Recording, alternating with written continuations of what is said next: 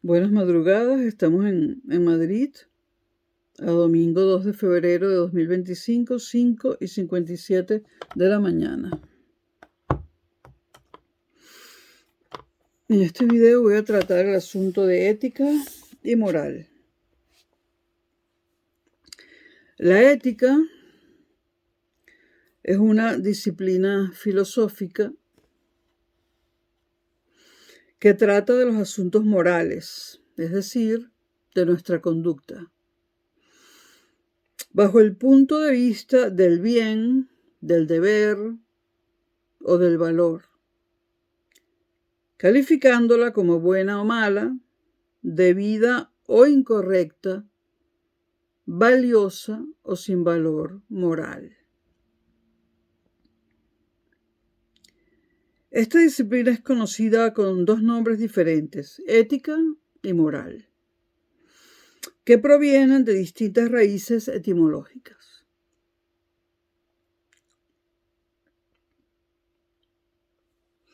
José Luis López Aranguren, filósofo español,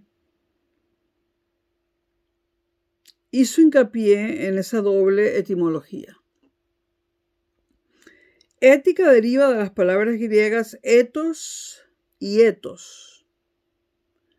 La primera tiene un acento circunflexo sobre la E y la segunda tiene un acento como los que usamos, una tilde como las que usamos en español. La primera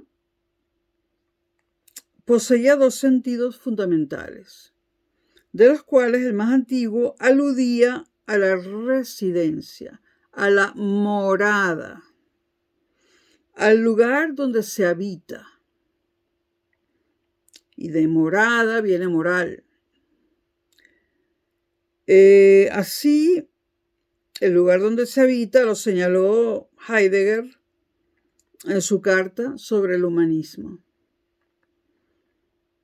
cuando comentó el fragmento 119 del filósofo presocrático Heráclito,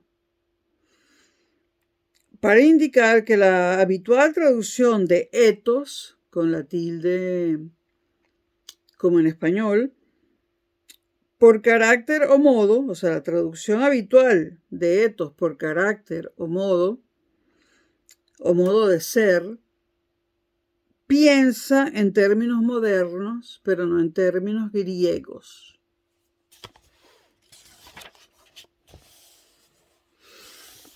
A partir de este sentido originario, el significado de ethos,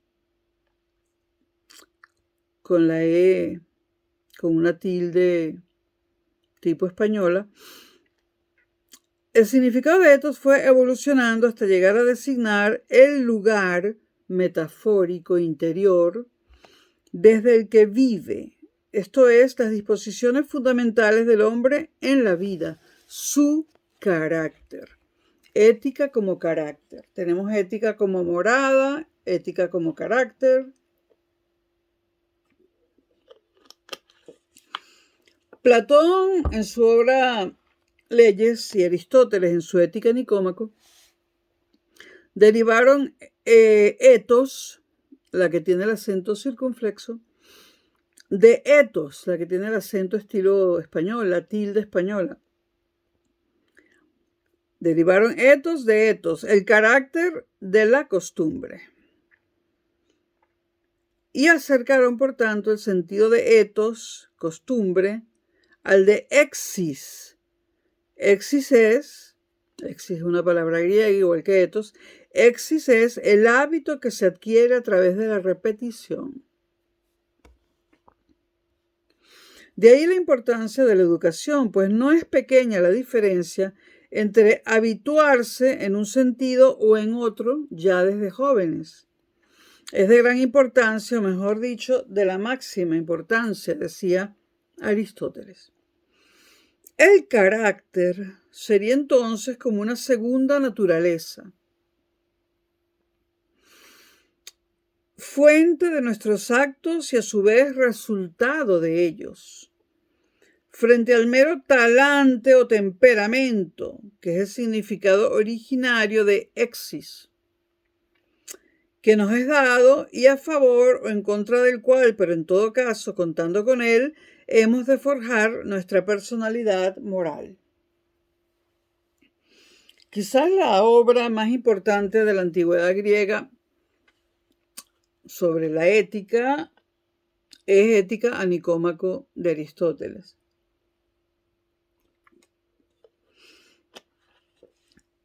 Ambos términos, etos y etos, con los dos tipos distintos de acento, de tilde, hay que mencionar también a Kant.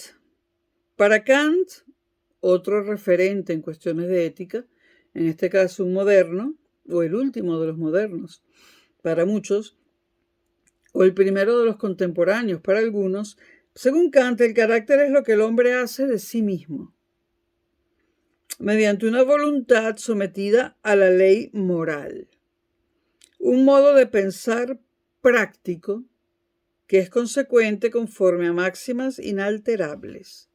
Y esto es muy, muy interesante. Ambos términos, como decía antes, etos y etos, con diferentes tipos de acento, fueron traducidos al latín con la palabra mos, de la que provendría moral. Pero en la traducción prevaleció el sentido de costumbre o hábito. La reflexión ética se fue deslizando hacia una atomización de la vida moral, que acabaría centrándose en los actos, buenos o malos, tomados aisladamente, lo que difumina la unidad de la vida moral.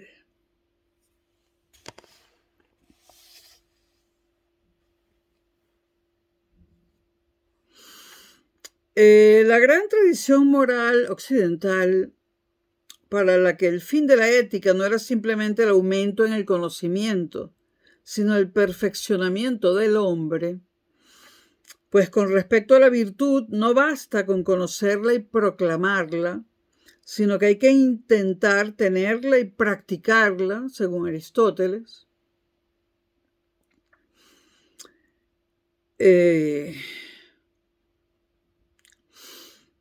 Aún siendo cierto que siempre habrá gran distancia entre la conducta y los referentes ideales, se trataría de no marchar en sentido opuesto a los mismos. Es decir, hay que tratar de marchar para actuar éticamente en el mismo sentido de nuestros ideales. A veces hay circunstancias que no lo permiten, pero debería ser así. Durante mucho tiempo, las fronteras entre el filósofo moral, cuya labor es principalmente teórica, aunque referida a la práctica, y el moralista, cuya labor es la de reformar y alentar la práctica moral de los humanos, esta diferencia, repito, entre el filósofo moral y el moralista, durante mucho tiempo fue difusa. Las diferencias entre uno y otro permiten asimismo diferenciar, pese a la sinonimia hasta ahora destacada, entre ética y moral. Aunque el filósofo moral reflexiona sobre la vida práctica, no por ello tiene forzosamente que jugar el papel del moralista. Puede limitarse a una reflexión teórica general sobre el fenómeno de la moralidad. Entonces, la moral, de aquí empieza la distinción entre ambos términos, la moral hace directa referencia al comportamiento humano y a su calificación en cuanto bueno o malo, la moral. En cambio, la ética, que podemos llamar filosofía moral o moral con mayúsculas, a secas, sería aquella rama de la filosofía que piensa de la vida moral, sin proponerse, prescribir o aconsejar. Entonces tenemos la moral y la ética. La moral sería entonces una referencia directa al comportamiento humano y a su calificación como bueno o malo. Repito, la moral va directo al comportamiento humano, lo ve y lo califica de bueno o malo. En cambio, la ética es aquella rama de la filosofía que piensa la vida moral, sin proponerse, prescribir o aconsejar. Según Adela Cortina, filósofa española, la ética supone un segundo nivel reflexivo acerca de los ya existentes juicios, códigos y acciones morales. Es decir, un segundo nivel por encima del primer nivel, que sería la moral. Ahora, la ética posee ese poder esclarecedor propio de la filosofía, que es insustituible en el camino hacia la libertad. La ética se nos revela así como un saber teórico práctico, no solo porque reflexiona sobre la vida moral de los hombres, sino porque, aunque adopta la adecuada distancia reflexiva respecto a la acción, para diferenciarse de la simple retórica o propaganda, guarda la suficiente relación con ella como para advertir que, en definitiva, no estamos investigando qué es la virtud por saberlo, sino para ser buenos. Entre comillas, buenos, ¿no? Ya el propio Aristóteles señaló que, a diferencia de la ciencia, que tiene por objeto lo que se repite regularmente o lo que es inmutable, es decir, lo necesario, lo inmutable es lo necesario, no hay ética sino de lo contingente, y eso es importantísimo.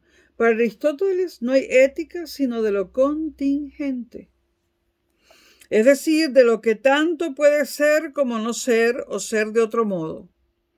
Pues nadie delibera sobre las cosas que no pueden ser de otra manera. Para Aristóteles solo hay ética de lo contingente.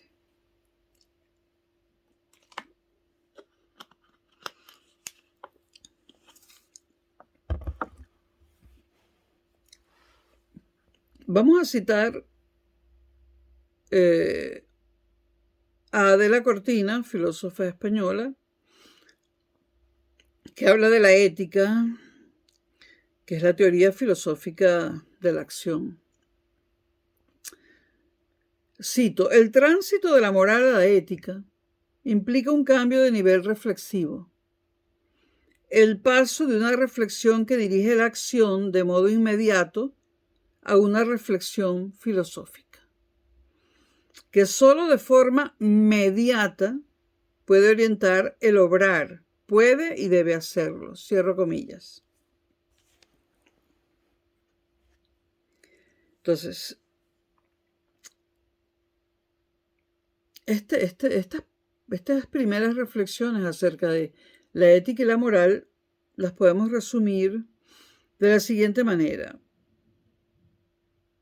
Podemos decir que ética y moral con minúscula, que ética y moral como sinónimos, si lo fuesen, se refieren ante todo a la moral vivida, la ética y la moral con moral en minúscula, y ética también en minúscula. Y como sinónimos, se refieren ante todo a la moral vivida, mientras la ética en mayúscula, o la moral en mayúscula, o la filosofía moral, se refieren a la reflexión filosófica sobre la moralidad, sobre las diversas formas de moral vivida. Donde tenemos la ética o moral, ambas en minúscula, como la realidad vivida, la moral vivida. En cambio tenemos la ética en mayúscula, la moral en mayúscula o la filosofía moral como reflexión filosófica sobre la moralidad.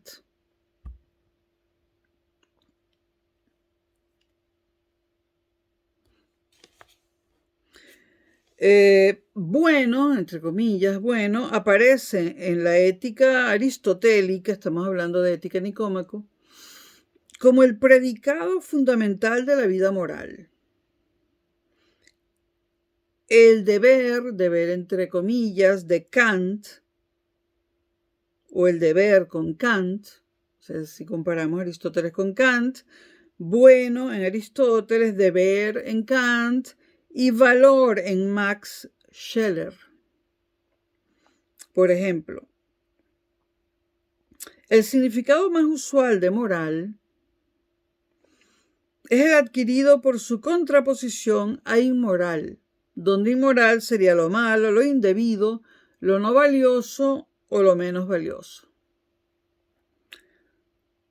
Sin embargo, antes que a inmoral, el término moral puede contraponerse a otros, como por ejemplo amoral y desmoralizado.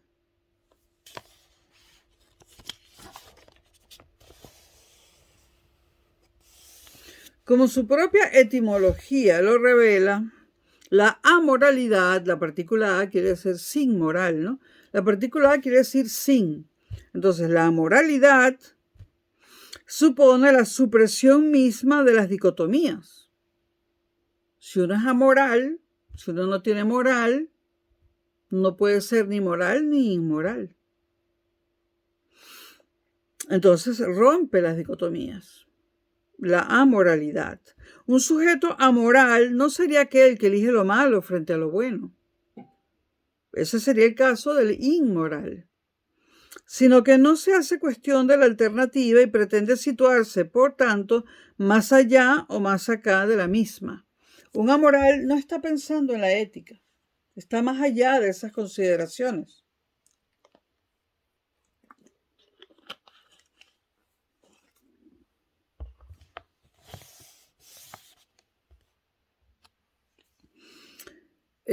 Más acá de la alternativa entre el bien y el mal, no haciéndose cargo de la misma, Kierkegaard situaba al hombre del estadio estético, aquel que realiza sus elecciones desde una cierta indiferencia. Y esto es muy interesante. Por lo tanto, según la visión de Kierkegaard, lo que el hombre elige entonces es no elegir. No elegir supone también una forma de elección, solo que en sentido impropio. La diferencia radical entre el hombre del estadio estético, como lo llama Kierkegaard, y del estadio ético, no es que uno elija el mal y otro el bien, sino que el primero no quiere hacerse cargo de la cuestión. El hombre del estadio estético no quiere hacerse cargo de la cuestión, mientras que el segundo la tiene en cuenta, el estadio ético.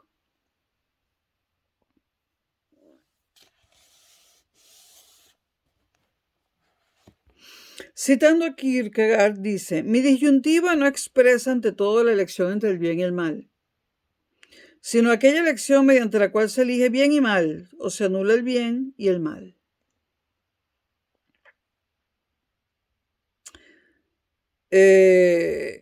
Sigue Kierkegaard: si quieres entenderme a fondo, te diré que en el elegir no se trata tanto de elegir bien, cuanto de la energía, la seriedad, el patos con el que se elige, la pasión con la que se elige. Aquí se manifiesta la personalidad en su infinitud íntima y por otra parte queda firmemente constituida, cierro comillas. Esto según Kierkegaard. Bueno, en cambio, quien solo elige estéticamente se coloca a merced del capricho, diría Kierkegaard, dejándose elegir por los impulsos variables o dejándose hacer por el tiempo, por los otros, por la sociedad. El hombre estético es alguien que se desvive. Sí, pero no en el sentido de que despliegue progresivamente sus posibilidades, y mediante ese despliegue alcance una arrebatadora plenitud. Arrebatadora plenitud, en palabras de Kierkegaard. Sino malgastando su vida en cualquier secreto extravío, por el que se diluye como sombra entre las sombras mucho antes de morir. Esta es una opinión personalísima, ¿no?, de Kierkegaard, pero muy válida. Porque para Kierkegaard es la elección la que nos constituye.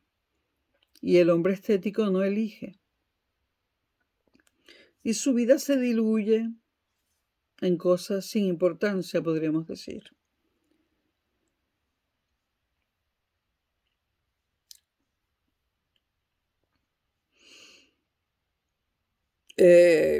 Si queremos buscar en la literatura el personaje de Don Juan, el seductor, ¿no?, pues estaría considerado como un hombre en el estadio estético. Don Juan no es inmoral, simplemente es amoral.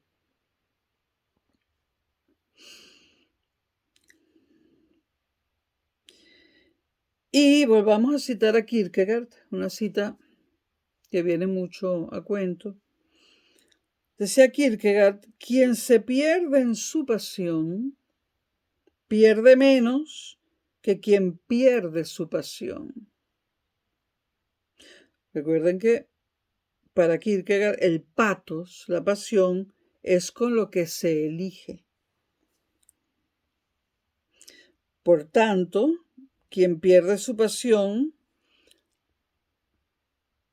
pierde todo. En cambio, quien se pierde en su pasión pierde menos. Bueno, para Kierkegaard había 3 estadios, hay, estético, ético y religioso, ¿no? Pero independientemente de eso, Kierkegaard subrayó la importancia que para la vida humana tiene el hacerse cargo de que no todo da igual, de que no todo vale lo mismo, de que unas cosas son mejores que otras. Más allá de la alternativa, pretendió explícitamente, y ya desde el título de una de sus obras más conocidas, Nietzsche. Esa obra es, por supuesto, Más allá del bien y del mal. Pero parece difícil pensar que sus intenciones, las de Nietzsche, fueran las de anular toda disyuntiva entre bien y mal. Otro libro de Nietzsche, considerado su autobiografía intelectual, Ecce Homo, ese libro, todo lo que hay en él, hay que comprenderlo como una crítica de la modernidad. Y lo que habría pretendido Nietzsche sería acabar con la jerarquía de valores establecida en el mundo moderno a través de la progresiva secularización de la moral cristiana, concebida por él como platonismo para el pueblo. Nietzsche. Así como hay opio para el pueblo, hay platonismo para el pueblo. Esta expresión de platonismo para el pueblo es de Nietzsche.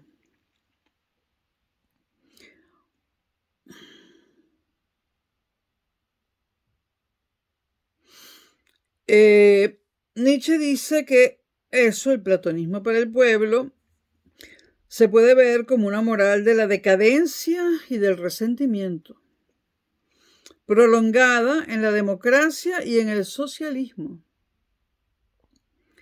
Según Nietzsche, el perdón nace de la cobardía. El perdón nace de la cobardía. El ideal de igualdad del temor a lo superior.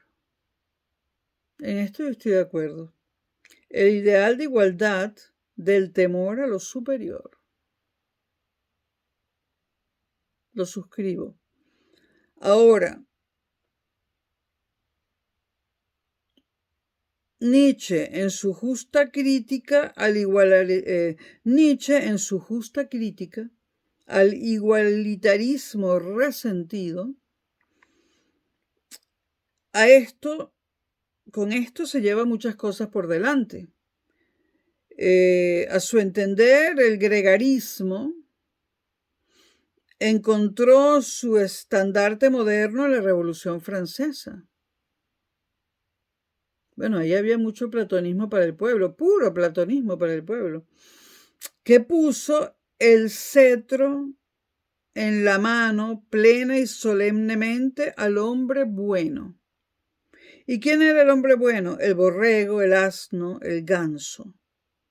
Según Nietzsche, el socialismo no ha hecho sino acentuar esa tendencia, frente a la que él alza su propia transvaloración.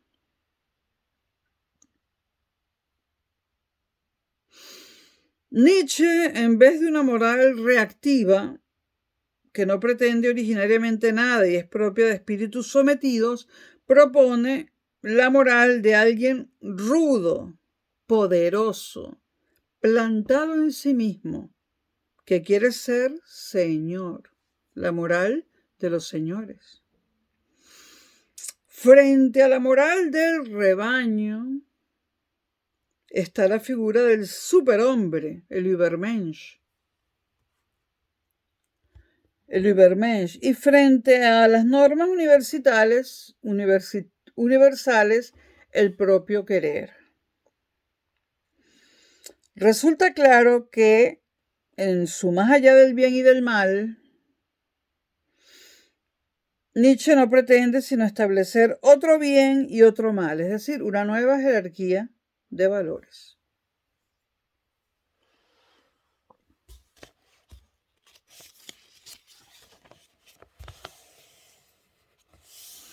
La vida moral no solo consiste en obrar bien, sino asimismo en mantener, en medio de las dificultades que la vida acarrea, el suficiente ánimo para afrontarla. La tristitia y el abatimiento eran considerados por los teólogos medievales como el pecado radical. Pero para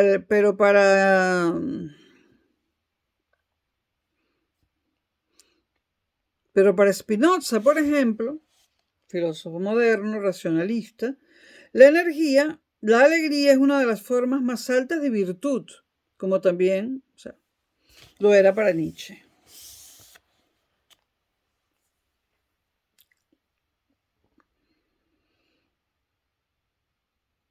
El sentido que adquiere moral, la palabra moral, cuando se contrapone a desmoralizado, viene a ser el de fuerza para vivir, ánimo, coraje.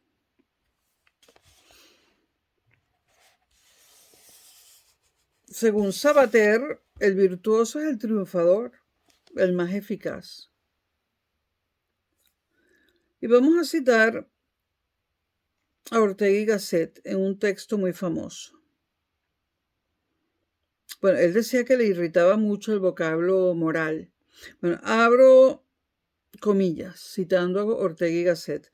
La moral no es una performance suplementaria y lujosa que el hombre añade a su ser para obtener un premio, sino que es el ser mismo del hombre cuando está en su propio quicio y vital eficacia. Un hombre desmoralizado es simplemente un hombre que no está en posesión de sí mismo, que está fuera de su radical autenticidad, y por ello no vive su vida, y por ello no crea ni fecunda ni hinche su destino. Cierro comillas, Ortega. Para Aranguren, el concepto de moral es un concepto estructural. La moral como estructura. Aunque los antropólogos actuales discuten la posibilidad de una cierta capacidad de aprendizaje en los animales, una de las diferencias básicas entre estos y el hombre podría expresarse diciendo que el animal se halla ajustado al medio. frente al característico desajuste que con este mantiene el ser humano. El animal nace ajustado al medio, nosotros no. La respuesta del animal se puede predecir. La nuestra no. La ausencia de perplejidades y la seguridad de la vida animal resultan así la contrapartida de una visión unilateral en la que no caben alternativas. Al hombre, en cambio, en ningún aspecto de la realidad le viene ofrecido unívocamente.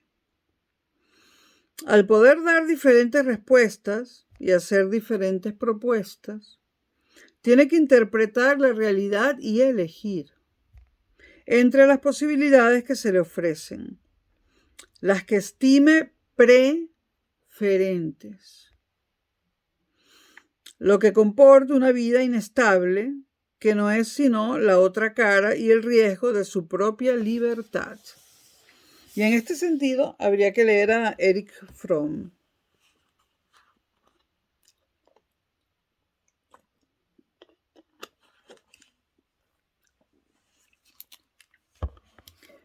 La naturaleza en el hombre siempre se encuentra mediada por la cultura. Cultura en su acepción más amplia, en la acepción que le dan los sociólogos y los antropólogos. Repito, la naturaleza en el hombre siempre se encuentra mediada por la cultura. Y de esto habla Levi Strauss, famoso sociólogo, antropólogo, en sus mitológicas, Lo crudo y lo cocido, para quien quiera consultar esa obra. Por otra parte, Michel Foucault, ya mucho más cercano a nosotros en el tiempo, ha insistido en la ética como la elaboración artística de la propia vida.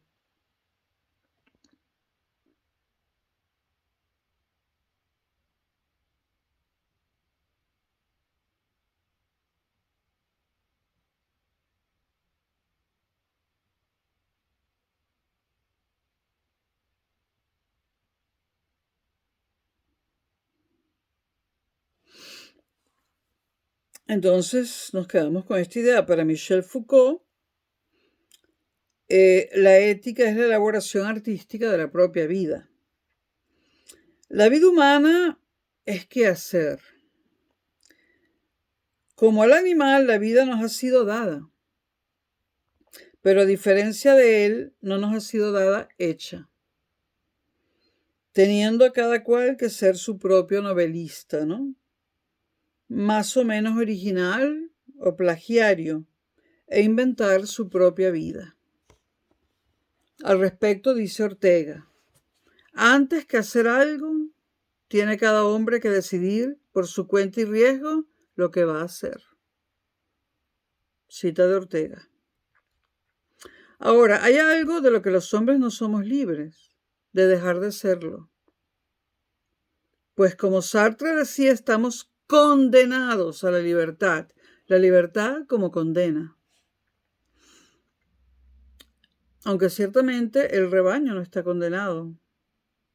Las masas no están condenadas a la libertad. Las personas como uno sí. Citemos a Sartre. El hombre está condenado a ser libre. Condenado porque no se ha creado a él mismo o a sí mismo. Y sin embargo, por otro lado, libre. Porque una vez arrojado al mundo es responsable de todo lo que hace.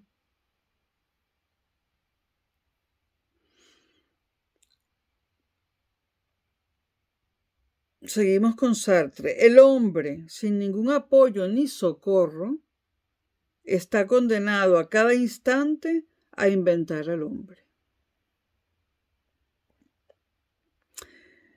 Ese tener que elegir es a lo que Zubiri y Aranguren denominaron moral como estructura. El hombre, animal hominizado, no se encuentra ya directamente humanizado, siendo esa tarea de encontrar su rostro humano o humanidad una tarea básicamente moral.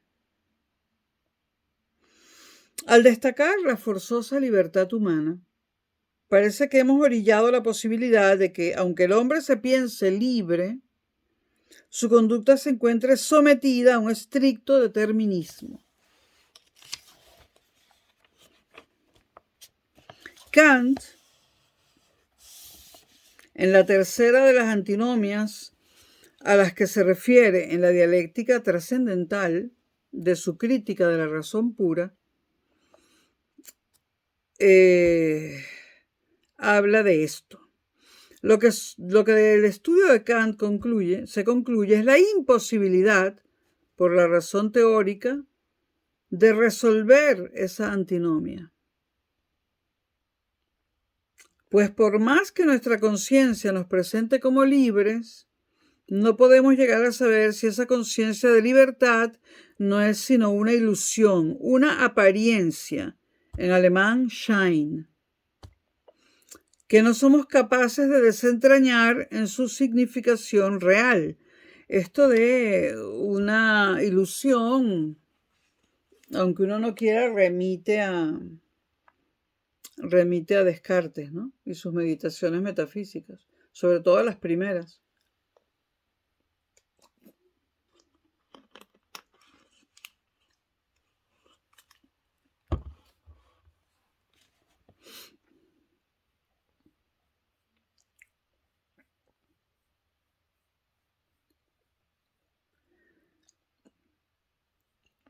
Para Kant, la libertad será asunto de la razón práctica, indemostrable para el uso teórico o especulativo de la razón. Es, sin embargo, condición de posibilidad para la vida moral,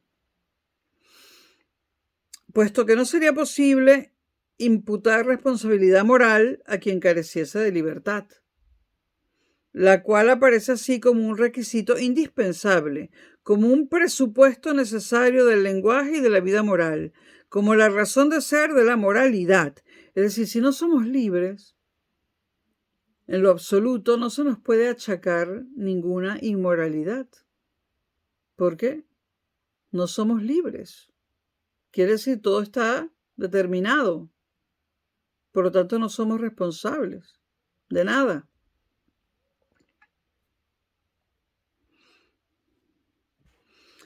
Frente a lo dado y el orden del ser regido por la causalidad, el hombre trata de establecer el del deber ser. Y aunque si estuviésemos determinados, tal intento estaría condenado al fracaso, el hombre no puede renunciar a él. O sea, Kant dice, podría ser que nuestra vida ya esté determinada. Podría ser que nuestro grado de libertad fuese 0, pero aún así tenemos que tratar de ser morales, por si acaso.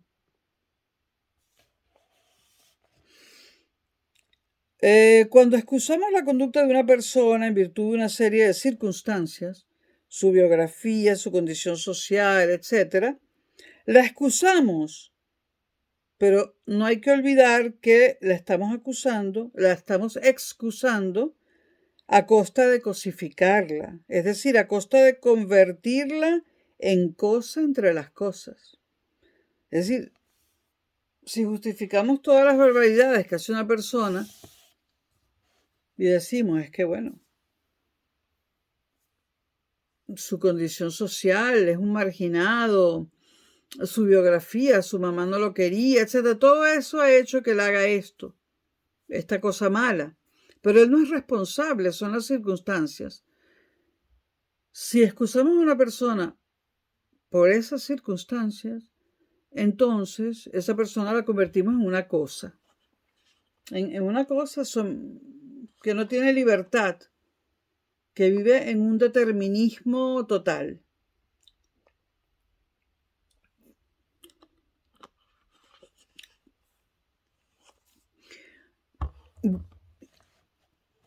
Sartre tenía una expresión muy, muy interesante. Todo lo que tiene que ver con esa expresión es interesantísimo en Sartre, que era la mala fe, o es la mala fe. O sea, Sartre decía, trocando la libertad en facticidad, es decir, convirtiendo a la persona en alguien que no puede decidir nada, que está determinado, que no tiene libertad, ¿no? O sea, trocando la libertad en facticidad, surge lo que Sartre llamaba la mala fe. Podemos hacer cosas por mala fe y luego argumentar que han sido las circunstancias. Citemos a Muguerza al respecto. Esa trampa moral que Sartre dio en llamar la mala fe, decir no pude actuar de otra manera que como lo hice, no sería sino una forma, y una forma tramposa, de eludir mi responsabilidad moral.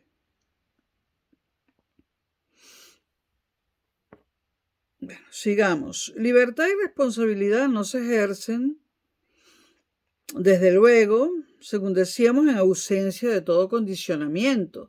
Es que no somos 100% libres, eso es obvio, ¿no? Lejos de pensar en libertad como simple indeterminación o falta de límite, es en su seno donde hemos de realizarla, ¿no?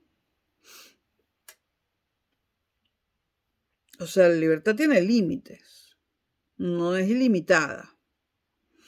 Frente a la idea de que el límite impide la vida humana, Freud destacó que solo la renuncia a una imaginaria plenitud y omnipotencia da acceso al orden humano del deseo, que implica distancia, y al lenguaje, por el que tratamos de simbolizar lo ausente.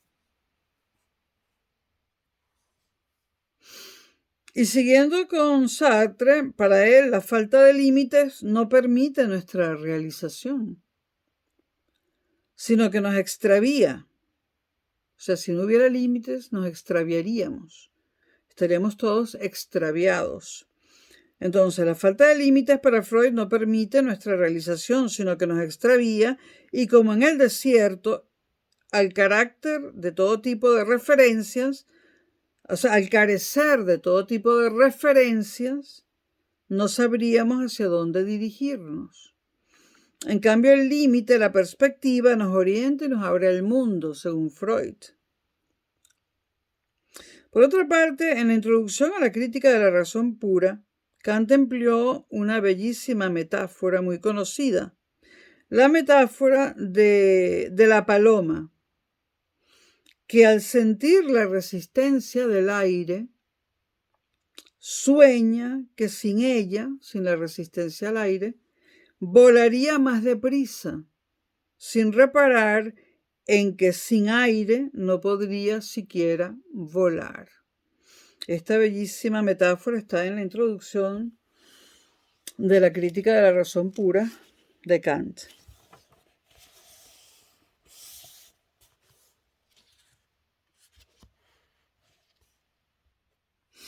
Sigamos.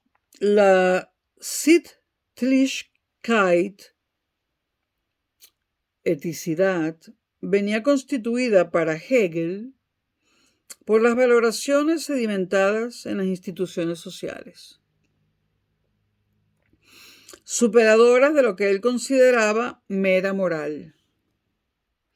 En este sentido, Hegel le da una gran importancia a las instituciones. La crítica de Hegel a Kant se puede seguir en diversos pasajes de la fenomenología del espíritu, libro de Hegel, ¿no? O en los principios de la filosofía del derecho también de Hegel, ¿no?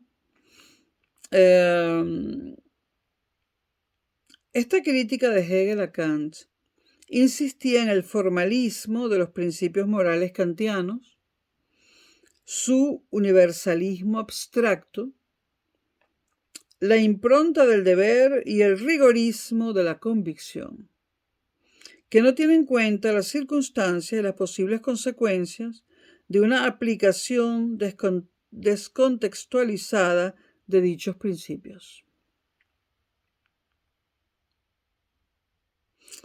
Esa polémica ha sido renovada en nuestros días en el intento de reactualización de la ética kantiana por parte de las éticas discursivas de Appel y Habermas.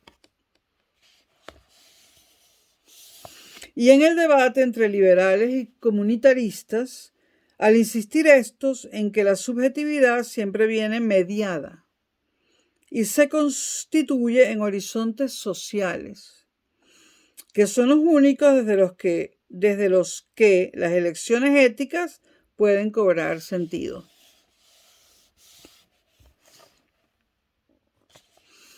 Aunque él creyera, Kant, superada la época del recurso a la conciencia crítica de los disidentes y rebeldes, la historia más reciente, con su secuela de horror y de barbarie públicamente encarnados, cuestiona radicalmente el ideal hegeliano y marxista de la coincidencia entre el hombre y el ciudadano, e induce la fundada sospecha de que tal reconciliación no habría de lograrse sino al precio de consagrar una forma de vida como utopía cumplida e insuperable, lo que no haría sino liquidar el ímpetu crítico del deber frente al ser ya alcanzado. El recurso a la conciencia crítica parece ineludible, si no se quiere estar a merced de contextos sociales que la posibilitan, pero también la atan. Y vamos a citar en esta ocasión a Paul Ricoeur.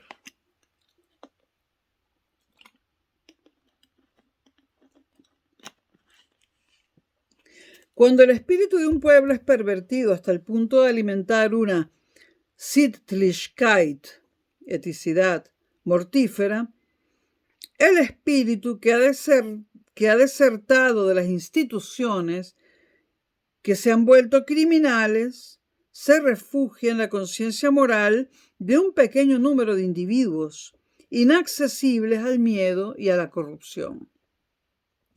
¿Quién se atrevería a burlarse del alma bella, cuando es la única que queda para atestiguar contra el héroe de la acción?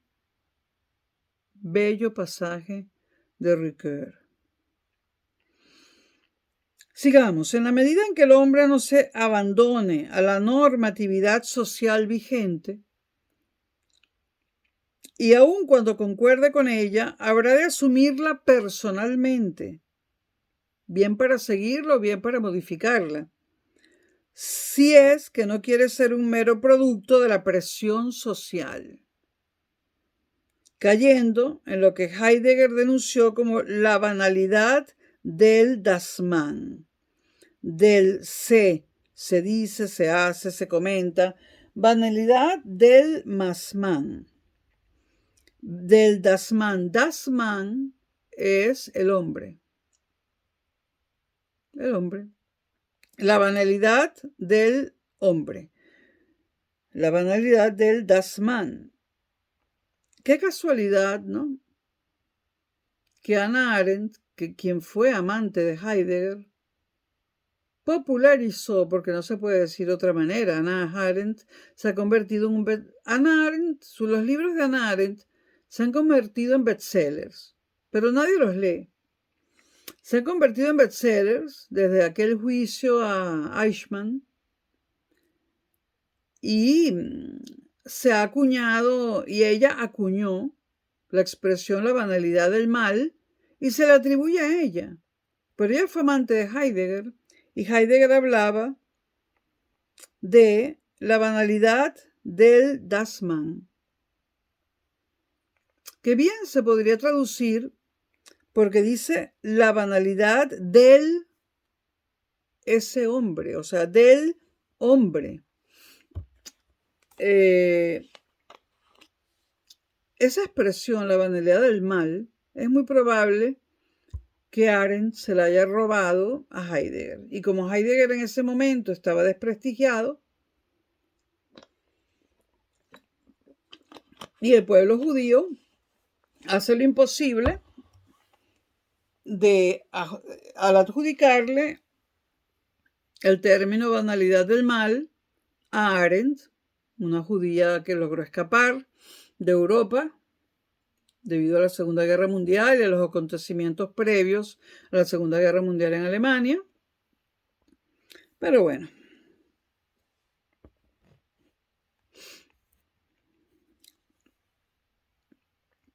Repitamos lo que decía Heidegger. Si en la medida que el hombre no se abandone, bueno, esto no es textual de Heidegger, pero lo que él dice es que en la medida que el hombre no se abandone a la normatividad socialmente vigente, y aun cuando concuerde con ella, habrá de asumirla personalmente, bien para seguirla o para modificarla. Si es que no quiere ser un mero producto de la presión social, cayendo en lo que Heidegger denunció como la banalidad del Das Mann, el hombre. Del se dice, se hace, se comenta. Si es que la ley que quiere seguir es la que se da a sí mismo y no usa una simple imposición externa a él, por la que se instalaría en la moral cerrada de Henri Bergson. Henri Bergson habla de una moral cerrada, es decir, cuando alguien, aunque viva dentro de un contexto donde hay una moral establecida, ese alguien se da una moral propia, individual, a sí mismo, y esto Bergson lo llama la moral cerrada. En el simple abandono a la vigencia social, tanto como al simple capricho, el hombre se hace esclavo en vez de dueño de sí, pues como Rousseau ya advirtiera, el impulso del simple apetito es esclavitud. Y la obediencia a la ley que uno se ha prescrito es libertad. A la ley que uno se ha prescrito es libertad. Rousseau. Y yo no soy fanática de Rousseau, pero en este caso no está de más mencionarlo. Volviendo a Aristóteles, en la Ética Nicómaco, o la Ética Nicomaquea, Aristóteles se inicia con una declaración muy solemne. Dice, el bien es aquello hacia lo que todas las cosas aspiran. Según esto, pareciera que el hombre no puede obrar mal, porque si el bien es aquello hacia lo que todo aspira, pues no hay mal.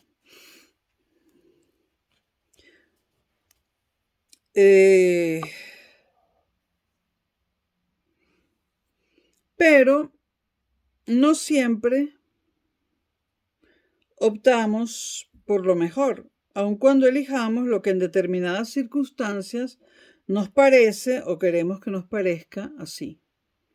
Fue Kant en la Crítica de la Razón Práctica, obra de 1788, el que quiso desbaratar el equívoco, porque las expresiones de bonum y malum entrañan una ambigüedad que las hace susceptibles de un doble sentido.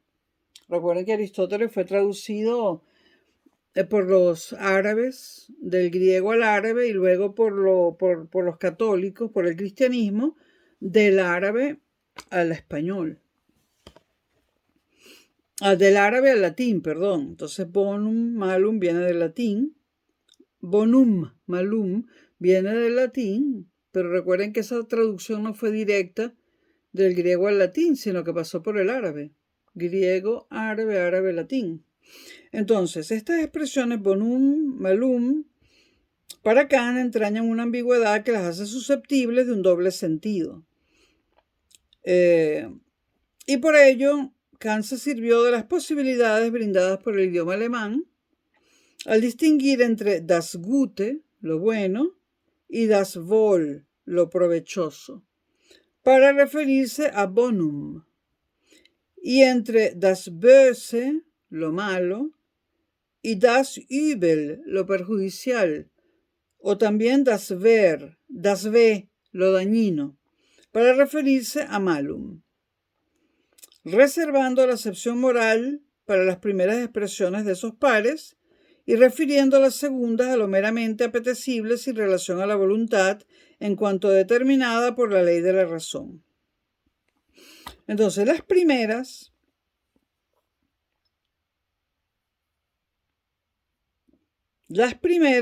son las acepciones morales.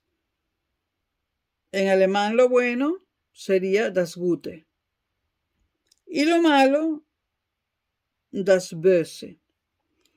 Y lo meramente apetecible, no lo moral, sino lo meramente apetecible sería, en el caso bueno, das Wohl, y en el caso malo, das Übel o también das Weh.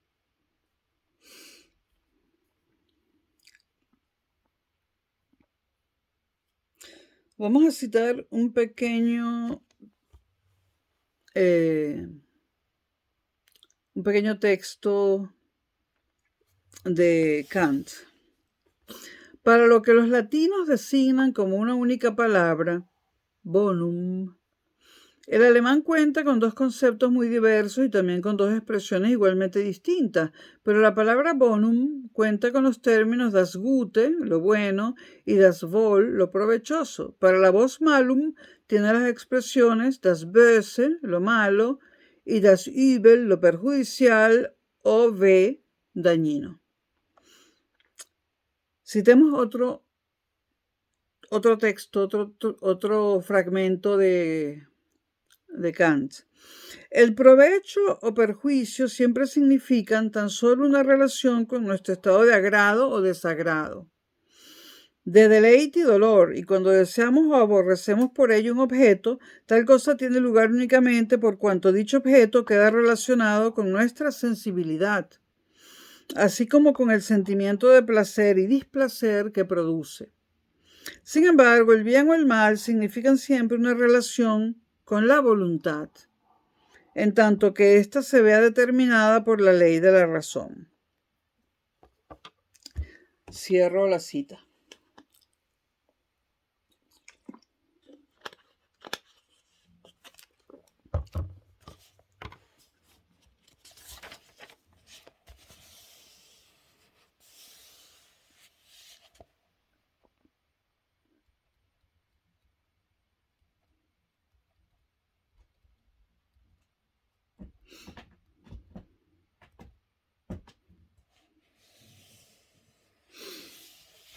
En la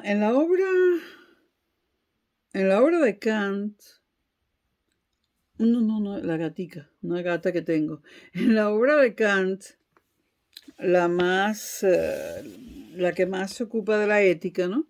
La fundamentación para una metafísica de las costumbres de 1785, Kant diferenció entre imperativos hipotéticos e imperativos categóricos.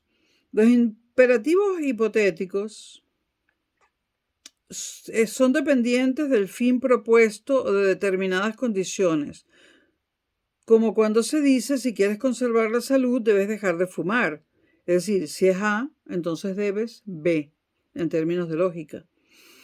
En los que bastaría que a alguien no le importase la condición para que dejasen de regir.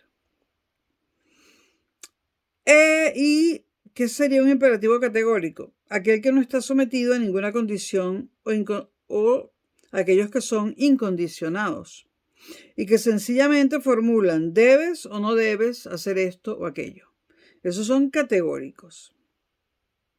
En cambio, los hipotéticos tienen una condición. Sí, por ejemplo, si no quieres morir de cáncer, debes dejar de fumar. Es decir, lo bueno, dejar de fumar, viene condicionado. En cambio, en los imperativos categóricos es debes dejar de fumar, sin condición.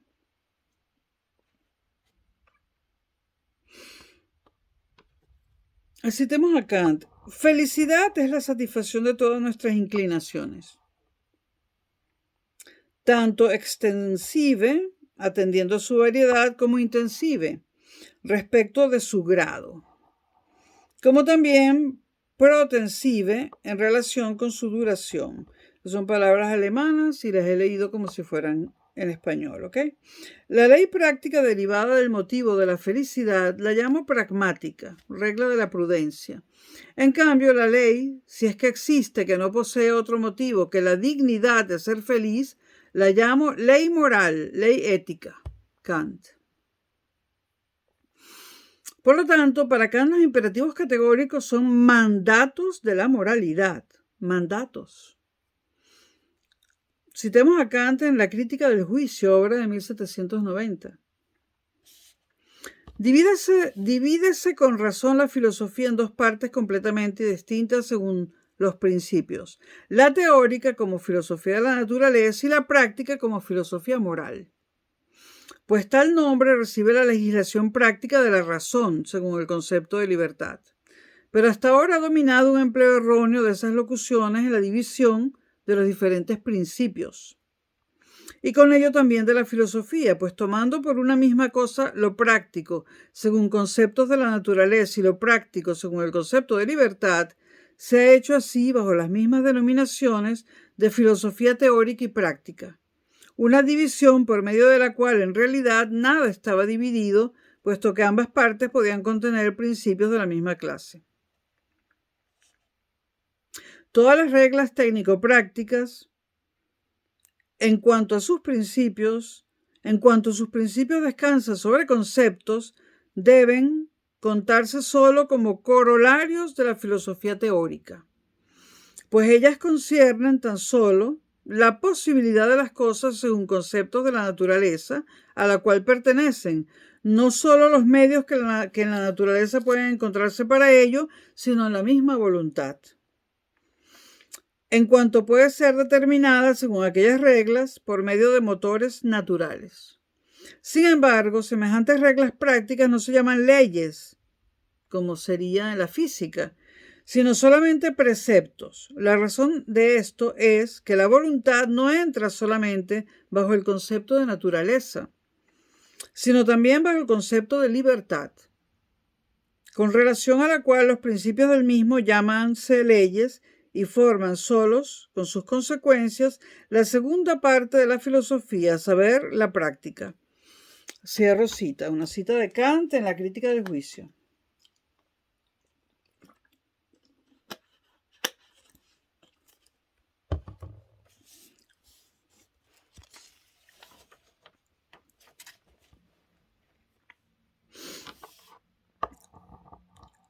Es oportuno señalar que la distinción kantiana entre técnica y práctica es de algún modo paralela, pese a realizarse en un contexto diferente a la establecida por Aristóteles en Ética a Nicómaco, entre poiesis, que produce obras exteriores a la gente, y praxis, que es la acción inmanente que tiene en sí misma su propio fin. Para este tema también sería muy útil leer a Habermas, a Jürgen Habermas, sigue vivo, a no ser que se haya muerto por estos días. Habría que leer a Habermas y habría que leer Conocimiento e Interés. Bueno, se habla también de ética material, ética formal, ética sin código, que es una expresión de Kolakowski. Ahora, el imperativo categórico, del que Kant ofreció varias formulaciones,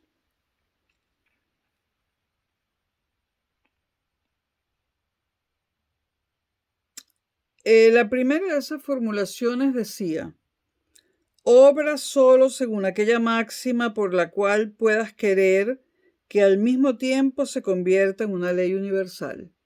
Y esto es importantísimo.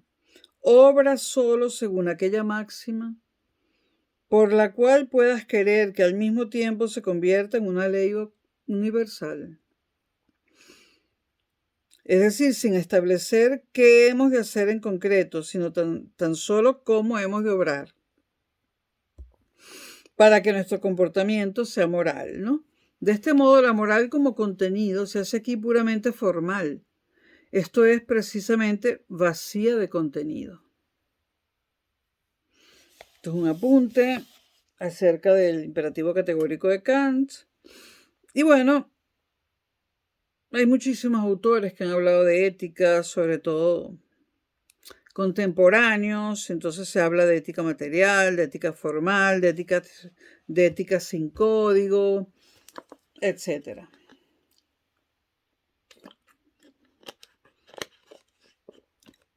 También se ha hablado de moral como actitud.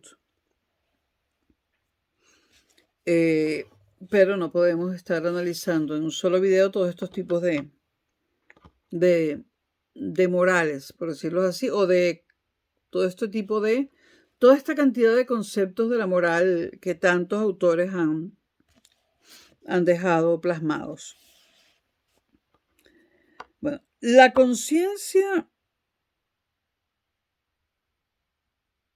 puede y debe abrirse al diálogo con los demás, cuyas razones habrá de tener en cuenta. O sea, hay que tener en cuenta las razones del otro. Habrá de dejarse interrogar por las advertencias de la denominada por Paul Ricoeur filosofía de la sospecha. La filosofía de la sospecha la integran tres filósofos que son Marx, Nietzsche y Freud. Yo los adoro, ¿no? Entonces, volviendo a Ricoeur, él dice que la conciencia debe dejarse interrogar por las advertencias de la filosofía de la sospecha, para tratar de desenmascarar sus dobleces y autoengaños, pero que en definitiva la conciencia es la instancia irrebasable de la moral. Y esto es importante, la conciencia es la instancia irrebasable de la moral. Individualismo ético no tiene por qué equipararse con el individualismo posesivo del liberalismo económico, ni pretende que los individuos sean lo único existente, pero que insiste, como lo ha hecho Javier Muguerza, en que el individuo es el único e insustituible protagonista de la moral. De eso no cabe duda, ¿no? Tal individualismo no debería olvidar que la génesis del individuo está socialmente mediada. Tampoco creo que haya duda respecto a esto, a no ser que se críe alguien solo en el medio de la selva, ¿no? La individualización se produce a través de la socialización. Y sobre esto ha escrito mucho Habermas.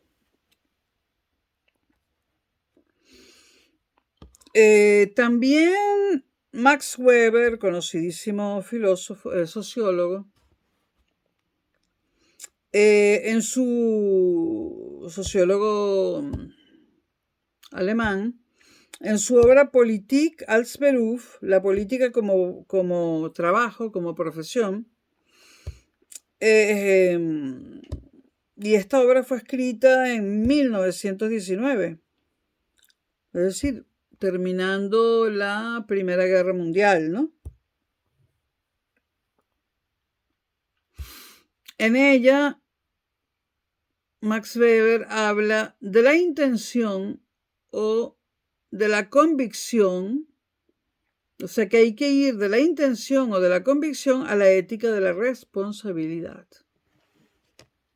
La primera, la intención o la convicción, la asimila a la ética kantiana o a la que se expresa en el Sermón de la Montaña del Evangelio, las cuales, según Weber, se moverían solo por principios incondicionados, con independencia de los resultados derivados de su actuación. Es decir, sin entrar en un cálculo de las consecuencias derivadas de su acción. El político, en cambio, al entender de Weber, debe tener en cuenta la ética de la responsabilidad.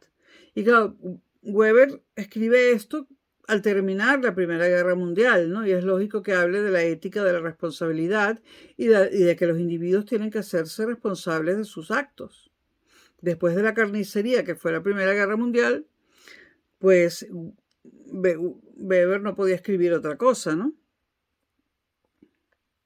Entonces el político,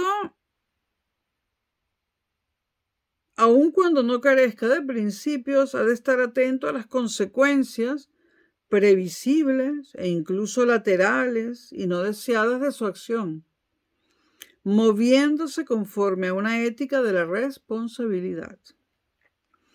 Cito a Weber.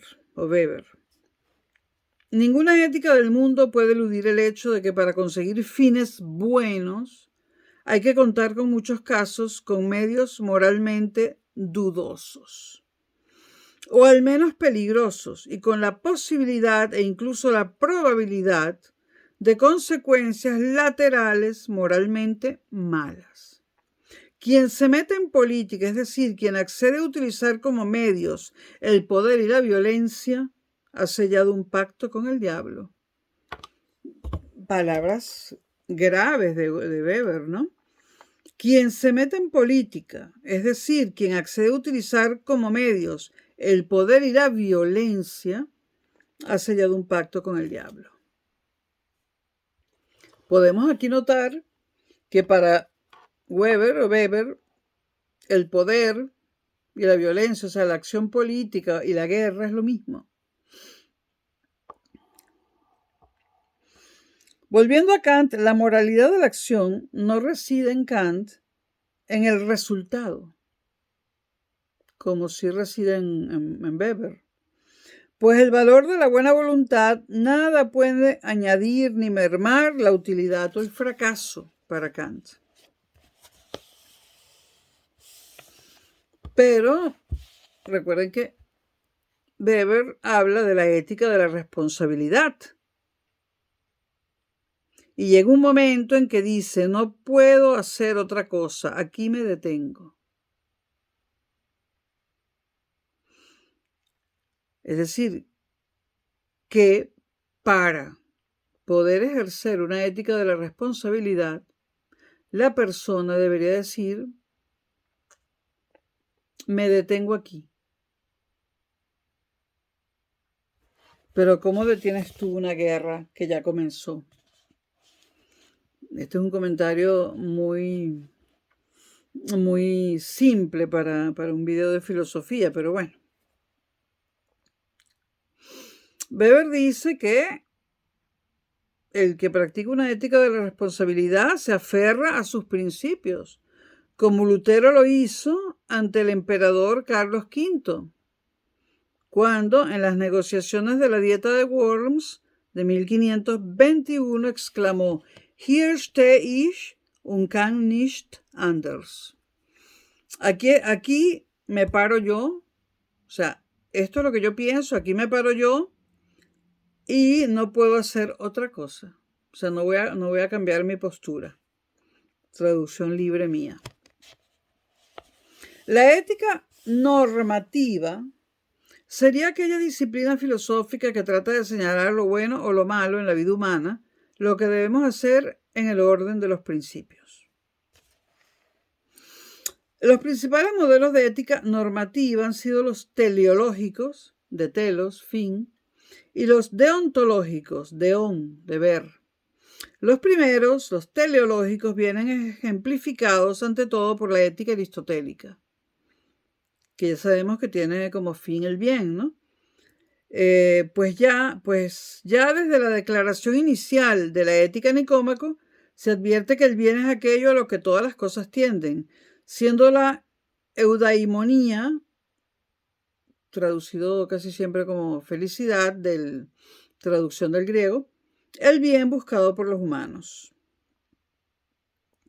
La tarea fundamental de la ética para Aristóteles entonces va a consistir en esbozar un modo de vida del cual podamos razonablemente esperar que nos conduzca a la dicha, porque para Aristóteles el bien es la dicha, es la felicidad. Y si nos dedicamos a perseguir el bien, estamos persiguiendo la felicidad. Los utilitaristas del siglo XIX, Bentham, John Stuart Mill, en su intento de promover el mayor bien para el mayor número de personas, dicen que es posible que ese intento haya contribuido de algún modo a los logros del estado de bienestar, lo cual supondría una notable aportación del utilitarismo a la sociedad de nuestro tiempo. Pero la excelencia personal que tanto preocupaba a Aristóteles queda desenfocada en tal divisa. Pero la excelencia personal es algo totalmente opuesto al estado de bienestar. La excelencia personal es la competición y que ganen los mejores. O sea que el bienestar va a ser para los mejores.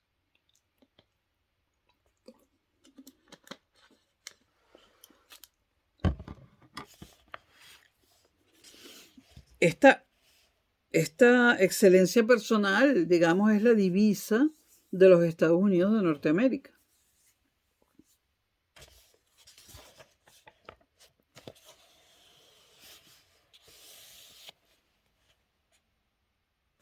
También tenemos el utilitarismo del acto, el utilitarismo de la regla. Mucho se ha dicho también sobre razón y libertad. De esto se infiere, de todo lo que se ha dicho sobre razón y libertad, infiere Kant que el fin de la razón no es tanto o no solo la consecución de la felicidad, como el de hacernos dignos de ella a través de una buena voluntad. Vamos a citar a Kant. Si en un ser que posee razón y una voluntad, su conservación y el que todo le vaya bien, en una palabra, su felicidad, supusiera el auténtico fin de la naturaleza, cabe inferir que ésta se habría mostrado muy desacertada en sus disposiciones al encomendar a la razón de dicha criatura el realizar este propósito suyo. Sin embargo, en cuanto la razón nos ha sido asignada como capacidad práctica, esto es, como una capacidad que debe tener influjo sobre la voluntad, entonces el auténtico destino de la razón tiene que consistir en generar una voluntad buena en sí misma, y no como medio con respecto a uno u otro propósito. Cierro las comillas ya de la cita de Kant. Buena voluntad asimilada por Kant al cumplimiento del deber, por el deber. El problema de cómo puedan conjugarse el cumplimiento del deber y la felicidad le llevará, en su segunda crítica, la de la razón práctica, a formular los postulados de la razón práctica, que son 3 para Kant: libertad, inmortalidad y Dios. Max Scheler habla de una ética axiológica, de acción, valor, y trata de otorgar al concepto de valor la centralidad que antes habían detentado los conceptos de fin y de deber. Por otra parte, las éticas se han clasificado en descriptivistas y no descriptivistas. Dentro de las descriptivistas, las teorías naturalistas estiman que las condiciones de verdad de los enunciados morales son similares a las de las ciencias empíricas, por lo que los métodos de estas serían suficientes para dilucidar su verdad o falsedad, sin precisar de ninguna premisa ética, dado que el significado de los enunciados éticos es similar al de aquellos otros en los que no aparecen términos éticos.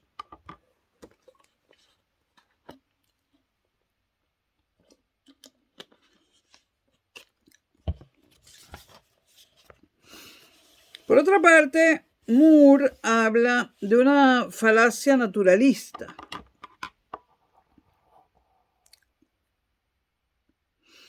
Y se coloca en una posición intuicionista, que comparte con el naturalismo el que los enunciados éticos pueden ser verdaderos o falsos, y el que los términos éticos se refieren a propiedades, pero sosteniendo, sin embargo, que esas propiedades no son definibles, ni empíricamente observables, sino propiedades morales sui generis, solo accesibles a la intuición. Frente a las teorías descriptivistas, que como acabo de decir pueden ser naturalistas o intuicionistas, el no cognoscitivismo o no descriptivismo encuentra sus antecedentes en Hutchinson y Hume y se desarrolló a mediados del siglo XX en el emotivismo de Stevenson y el prescriptivismo de Hare. Para el no descriptivismo, ni los términos éticos se refieren a propiedades, ni los enunciados éticos pueden ser parafraseados metalingüísticamente en el lenguaje de la verdad o de la falsedad. Si alguien dice esta mesa es blanca, esa proposición puede ser metalingüísticamente parafraseada diciendo esta mesa es blanca. Es una proposición verdadera, o diciendo esta mesa es blanca es una proposición falsa. Pero no cabe hacer lo mismo respecto a una afirmación del tipo matar es malo. Descriptiva aparentemente, pero en realidad prescriptiva. Pues malo no es ningún hecho del mundo, sino un valor introducido por el sujeto que juzga. Por lo que, suponiendo que lo malo de evitarse es equivalente a no se debe matar, proposición de la que únicamente cabe decir que nos parece correcta o incorrecta, pero no verdadera o falsa. Según el emotivismo, un enunciado ético no describe nada del mundo, sino que expresa las actitudes o emociones del hablante, haciéndose imposible el discurso racional en ética. El prescriptivismo de Hare insistirá en que la función de los enunciados éticos, aún no siendo descriptiva, es asimilable a la de otros enunciados no fácticos, como ordenar, prescribir, aconsejar, etc. Solo que a diferencia de Stevenson, las convicciones éticas no deberían identificarse con la posesión de actitudes, deseos o emociones personales, sino con la de actitudes impersonales o morales, sin reducirse a la retórica emotiva. La teoría del significado como uso del segundo Wittgenstein será recogida además por gran parte de la filosofía continental contemporánea, desde Ricoeur hasta Habermas, aunque la discusión respecto a la legitimidad o ilegitimidad del paso del es al debe dista de estar resuelta.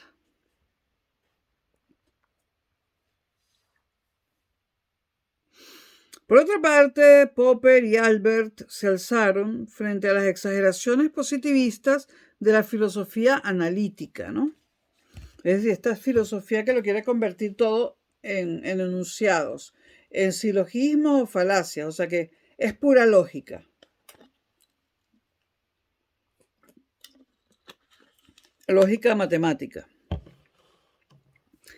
Por otra parte, no sería difícil poner de manifiesto que larvadamente la pretendida naturalidad de los filósofos morales analíticos se convertía de hecho en una indisimulada preferencia por el utilitarismo, el cual no conocería una alternativa sólida en el ámbito anglosajón hasta que en 1972 John Rawls publicara su teoría de la justicia. Y es que, como en su día indicara Javier Muguerza, el utilitarismo ha sido en efecto, y cito a Muguerza, el asidero de la gran mayoría de los filósofos morales analíticos. Se han dignado abandonar la asepsia metaética del puro y simple análisis del lenguaje moral para ponerse a dar consejos sobre el mejor modo de ordenar nuestros asuntos en la práctica moral de la vida cotidiana. Dejo de citar a Muguerza. Bueno, esto es el primer video sobre ética. Espero que los haya ayudado en algo, que les haya gustado, etc. Nos vemos en el segundo video sobre la ética.